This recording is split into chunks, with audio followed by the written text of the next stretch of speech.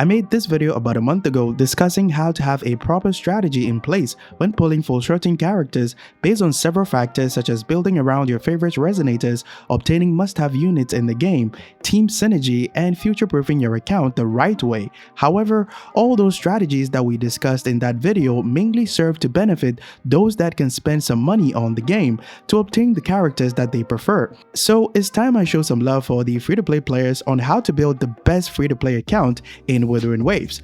By the end of this video, you'll be equipped with the knowledge that'll help you have a blueprint in mind whenever you decide to pull for any character in the game as a free-to-play. I'll not only show you examples of DPS characters that you need to pull and build as a free-to-play, but I'll also go a bit deeper to show you exactly how to make some of these DPS characters function properly even without their best team compositions. In case you're new here, the name is Senpai and I make videos that helps you make better pull decisions and improve in every aspect of Wuthering Waves, so be sure to leave a like and subscribe because it helps me out tremendously.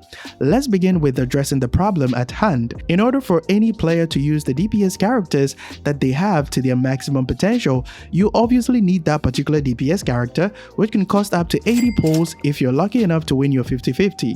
You'll need their signature weapon, which is guaranteed at 80 pulls, and that makes 160 pulls in total. Now, the final thing we need is a suitable dedicated sub-DPS buffer that have a good synergy with the DPS character that you've chosen to build so that they can reach their maximum potential and do the highest damage. That'll also cost you roughly 80 pulls if you're lucky again to win your 50-50, reaching a total of 240 pulls, and this is equivalent to 38,400 astrites for a single DPS character to function properly. Now, by all means, I'm aware that you can spend less than that with the help of soft pity, but we can use this as an estimate for the sake of this video. If you don't purchase Lunai subscriptions on a monthly basis, it'll be quite difficult for you to get such a large amount of astrites every patch, which becomes a headache for many free-to-play players, so you need to have a plan in mind on how to build a strong free-to-play account that can clear any endgame content after every reset, which rewards you with astrites as well, and you can do this by charting a course to get certain DPS characters on your account first before using those hard-earned astrites to do anything else. These DPS characters include Jiyan, Camellya, Xiangli Yao, and Pheobe. You can see that all these characters are of a different attribute, which creates a variety of teams to choose from, especially in the Tower of Adversity,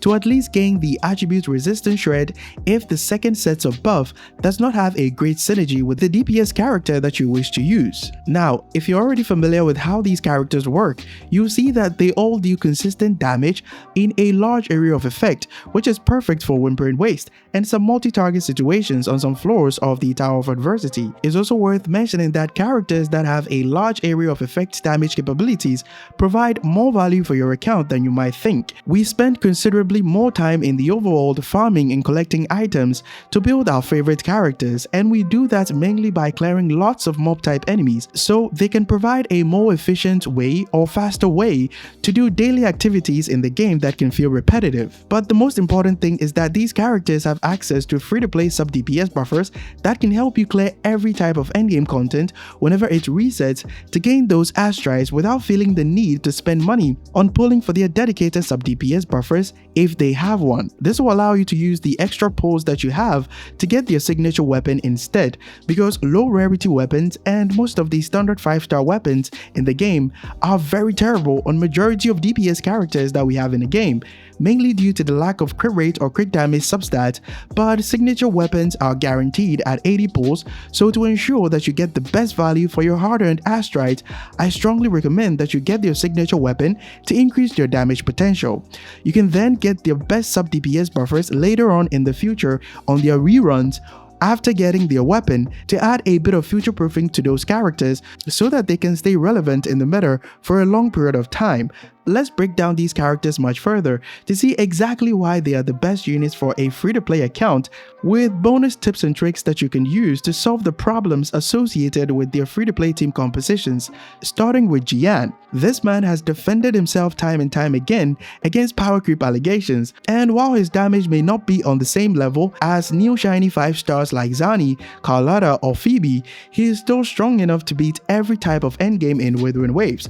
And for those who still insist that Jiyan will get worse over time, you might have forgotten that he has not even reached his full potential because Mortefi is currently acting as an alternative sub-DPS buffer, but not his best in slot option in terms of buffing capabilities, because if you take Yinlin, who is Xiangli Yao's best sub-DPS buffer for example, Yinlin provides up to 45% damage amplification, which is split into electro damage amplification and liberation damage amplification, which increases Xiangli Yao's damage quite significantly, as you can see from this comparison between having only Yinlin's ultra buff and without having her ultra buff on Xiangli Yao.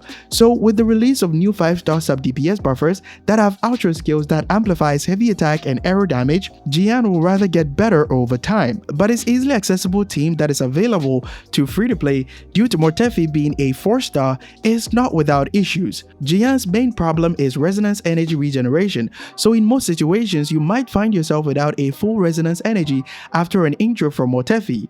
This can be easily fixed by simply using his skill whenever it's available. You need to use 2 skill casts after casting his liberation, the first one after activating his liberation and another one when his liberation state is about to end. But to make sure that you don't encounter any damage losses, it's better to use his skill while the green dragon is circling around him to do damage like this. And finally use another skill after an intro skill from your healing buffer like Shorekeeper. Speaking of intro skills, Jiyan needs double intro skills in addition to the 3 skill casts per rotation to help with his resonance energy issues at S0. And giving the intro from your healing buffer to Jiyan means that Mortefi will lose the extra 10 concerto energy that you get from ultra skills. This can significantly increase his field time, leading to a lower DPS with Jiyan in general. However, having a highly synchronized or refined cadenza can help fix this issue. But as you can see, I've been playing this game for a year now and I don't even have a single copy of cadenza. So for those who do not have cadenza or have lower synchronization or refinement, I'm gonna show you exactly how to fix this problem. Just like every other character in the game, when you do a simple swap to Mortefi from another character, you will start his basic attack chain from stage 3 up to stage 4, which regenerates a lot of concerto energy, as you can see right here. So to help you find cues or when exactly to use them, use one after a skill cast from Shorekeeper, one after a forte heavy attack from Shorekeeper, and another one after an intro skill from Shorekeeper to Jiyan, as you can see right here. For those who want to bring out Jiyan's maximum potential, you absolutely need to learn the double dragon technique. Essentially what this does is allow Jiyan to restart the first stage of his King Long mode by dashing and pressing basic attack again while the first one is still ongoing. So if you slow it down, it looks like you have 2 green dragons on your screen, hence the name Double Dragon. To be able to time the dash perfectly, there are 2 ways that works well for me. You need to dash when Jiyan reaches the peak of his jump, but when there is so many visual clutter on screen, and especially in Windbrain Waste, it can be very difficult to see Jiyan's character model, so it's best to use the green dragon itself as your cue. Always dash to cancel the animation when the green dragon reaches the center of your field of vision, like this. For a Verena team composition, it's actually much easier for Mortefi to outro quickly from the field since you can give the intro from Jiyan to Mortefi, which regenerates 10 concerto energy. Now that we're done with Jiyan, let's see how Xiangli Yao can provide the best value for your free-to-play account. Those that got this man during the Moonlit Festival event like myself were in luck because he has carried me through several endgame contents like the Overdrive Zone and the Hazard Zone of the Tower of Adversity while using Zhang Xin as his sub-DPS buffer, so even though Yinlin can make him do some insane damage numbers, Zhang Xin can be a suitable alternative due to her liberation damage amplification ultra buff. But since she's a 5-star standard character, chances of getting her can be quite low compared to the sub DPS buffers for the other DPS characters that I'll discuss very shortly, because you have to lose your 50-50, which I'm sure has already happened to you anyway. So you should only get Xiangli Yao as a free-to-play if you have no one but Zhang Xin as a Yinlin alternative. And if you're wondering how exactly this team works, I've got you covered. The main issue with Zhang Xin's kit design is that she's meant to be a hybrid character that can fulfill the role of a DPS and a sub DPS in your team building. And if you look at our current character roster, characters that fit that description including Xiangli and Brandt have terrible concerto energy regeneration, so they spend too much time on the field. The good news is that there are several ways that you can use to get around this. The first one is by using the Marcato Gauntlet if you have it.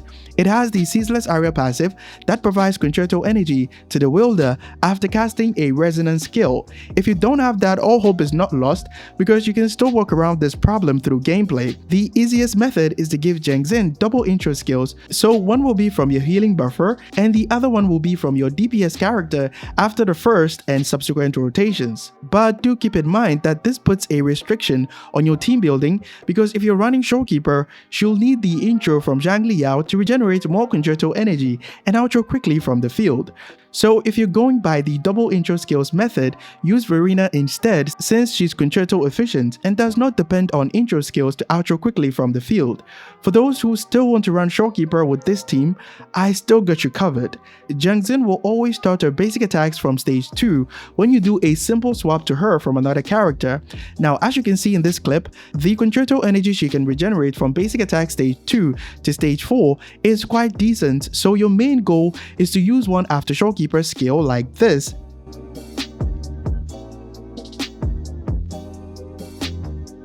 And another one after Showkeeper's Forte heavy attack where she consumes her stacks like this. Also keep in mind that after Jiyan's intro skill, she will start her basic attack combo from stage 1, so you can just proceed to spam your basic attacks to regenerate additional concerto energy. So far, we've seen how Xiangli Yao and Jiyan can provide the best value for a free-to-play player's account. So let's talk about Camellya, who not only helps you demolish all types of endgame, but she's also very easy to build. Camellya does pretty insane damage in a wide area of effect consistently, and her basic attack damage scaling makes Sanhua the perfect sub-DPS buffer alternative for her free-to-play team composition. The insane part is that you don't even need to spend any astrites on getting Camellya's weapon, which is the Red Spring, because she synergizes really well with the Emerald of Genesis weapon passive due to her 2 skill casts that you can use to enter and exit Blossom mode. You can see here that I even forgot to level her talents fully because she's just that good at what she does on a free-to-play build. The only issue you might encounter with Camellya is that she's not really a straightforward character to use. Her kit revolves around consuming these red Forte stacks that you can see right here, which she can get from an intro skill, so that when she enters this special state with a full concerto energy after casting her Forte skill, you'll be able to deal more damage from either her normal basic attacks or the spinning mode basic attacks when she enters Blossom mode. However, it's not recommended to intro to her from Sanhua before you start consuming the red stacks since you can lose Sanhua's outro buff prematurely, and it's also not recommended to consume everything before you intro to Camellya from Sanhua to do damage because attacks from aggressive enemies can make her fully fill her concerto energy too soon, so the best way to do more damage in a short period of time is to give her an intro skill from your healing buffer like Showkeeper and use her skill. After that, do 2 basic attacks, press your jump button to exit Blossom mode. Now plunge, which will also consume some of the red stacks, swap back to Sanhua to fill her concerto energy, and intro back to Camellya. Now use her skill and hold your basic attack button until you see that 10 stacks have been consumed, as you can see right here, and use her Liberation and Forte skill. Now you can hold your basic attack button to spin and go crazy on the enemy while having Sanhua's outro buff, and your spin attacks have also been fully buffed with the 10 red stacks that you consumed. And that's pretty much how you can use this team to their maximum potential. Lastly, we have Pheobe. Her heavy attack style flash have a much wider range that can hit multiple enemies at once, perfectly suited for multi-target situations. Her damage potential in the absolution state is on par with Jiyan, even with free-to-play team compositions that involve Spectral Rover and Mortefi. Just like Camellya, she has access to free-to-play weapons like the Ocean's Gift, which was given for free during the Old Man in the World event. But if you have Stringmaster, which every free-to-play account should have, it can be a suitable alternative if you cannot afford to pull for her signature weapon. But while on Stringmaster, you do need to keep in mind that to maintain the attack buff throughout Phoebe's on-field time for doing damage, you need to cast her skill after an intro, which procs all the stacks of Stringmaster before you enter the absolution state, and use her Liberation. You can then use another skill cast after 2 heavy attack star flash to refresh the 2 stacks of the attack buff on Stringmaster. This is because Stringmaster responds to instances of damage from a skill cast, but not necessarily a single skill cast. Since Phoebe's damage potential is pretty high compared to the other 3 DPS characters that I mentioned earlier, she's the only character among them that you can confidently hold off on getting her signature weapon, because she'll still demolish any type of endgame mode that she'll face for many patches to come. It's also worth mentioning that having her means that you have one of the few characters in the game that can apply negative status effects, which is Spectrofrazzle, in a much larger quantity compared to the free-to-play alternative, so you don't need to worry about units that need Spectrofrazzle to function properly in the future. With all that said, let's do a quick recap of everything that was discussed in this video. The blueprint for building the strongest free-to-play account that can demolish any endgame mode revolves around pulling full DPS characters with DPS thresholds that are good enough to clear any type of content with consistent and wide area of effect damage capabilities, while having access to easily accessible sub-DPS buffer options, which you can get multiple copies of in early and mid-game even if you don't spend money in the game, while prepping your account to face endgame content. Doing so will save you pulls that can be used to get your signature weapon instead, since it's guaranteed at 80 pulls. You can later get their best sub-DPS buffers during their reruns to increase those DPS characters' damage potential. And the best part is that such sub-DPS buffers will have value for many patches to come due to their split damage amplification buffing capabilities, so they have the potential to work with other units that you will pull in the future. If they have damage scalings like basic attack damage for Rocha, who pairs well with Camellya, and liberation damage for Jiyan, who pairs well with Xiangli Yao. And this is where some of you guys may be worried that future DPS units might scale off negative status effects like Spectrofrazzle, but knowing Kuro game and how they handle power creeping, DPS units that fit that description will most likely have a split scaling type of damage like Zani, who scales off heavy attack damage and Spectrofrazzle damage, which can make characters like Jiyan and Rocha still have insane value in the future in terms of versatility. Hope this video provided value to you, and if it did, leave a like and subscribe to help support the channel because it's free and you can always change your mind. If YouTube got it right, you should like this video that pops up on your screen, so be sure to give it a watch and join our Discord community if you have any issues in the game or you just want a place to chill or hang out. Link will be in the channel description. Catch you guys in the next one. Bye bye.